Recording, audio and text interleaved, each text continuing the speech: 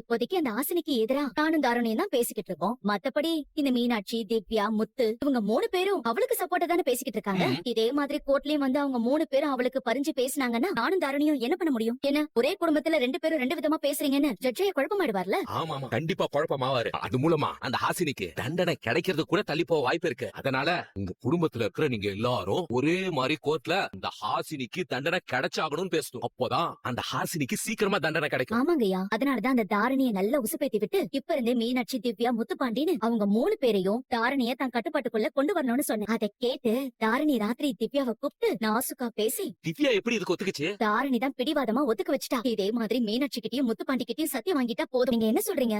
இதுல நமக்கு என்ன வில்லங்க வந்துற போது? நீ என்ன இப்படி கேக்குற? இங்க பாரு ரங்கநாயகி, உன் புருஷ ராமசாமிய ஆக்சிடென்ட் பண்ணது மட்டும்தான் ஹாசினி.